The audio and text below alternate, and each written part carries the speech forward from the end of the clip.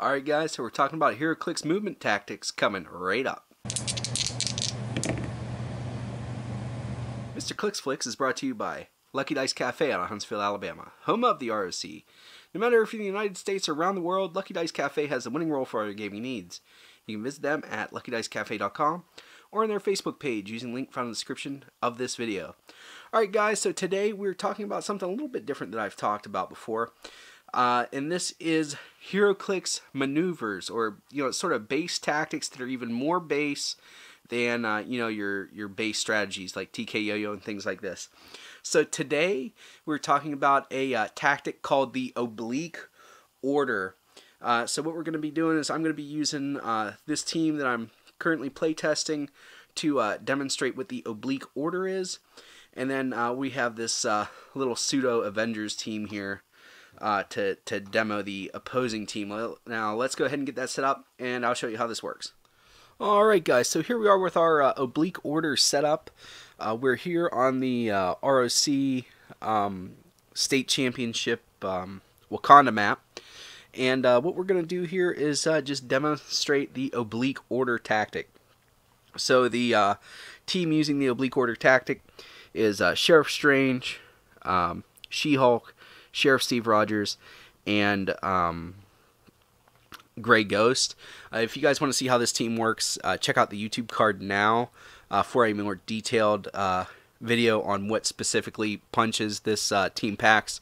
But so, safe to say, most of the power of this force is in She-Hulk and Sheriff Strange, with Sheriff Steve Rogers and Grey Ghost basically being defensive tools.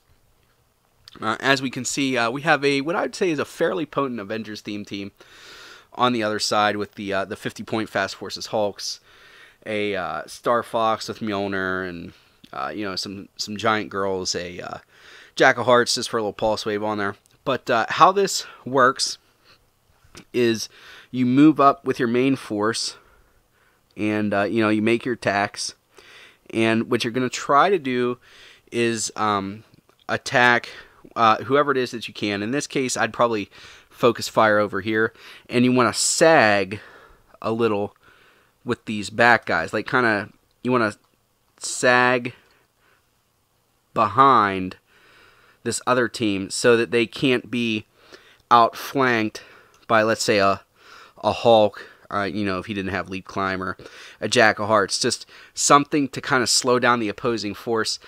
These guys have a 20 and an 18 at range that your opponent can increase, so that does make them a little bit defensive hardy. Plus, they can still support from range here.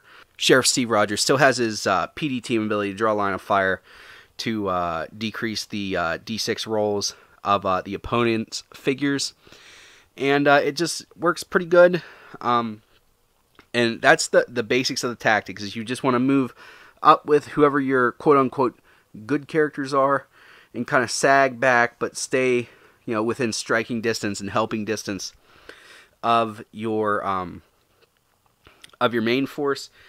And then what you would hopefully do is, let's say you take out these guys,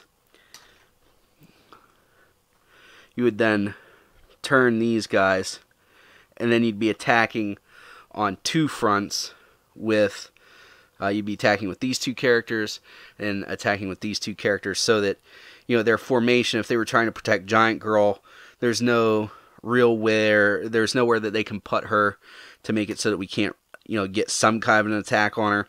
And, this Giant Girl is not very important, but there are plenty of figures where, maybe your opponent has a Sheriff Steve that you think it's time for him to go, and they don't really have anywhere that they can put him now to get out of the line of fire. So that's basically how this works. It's a pretty basic tactic. This one goes all the way back to Roman times. I've seen a bunch of different people use it. 100% a good tactic. If you guys like this tactic, make sure to give this video a thumbs up, give it a share. It really helps keep me motivated to make these videos. That's all I have for you today. As always, please remember this is only critical miss if you don't have probability control.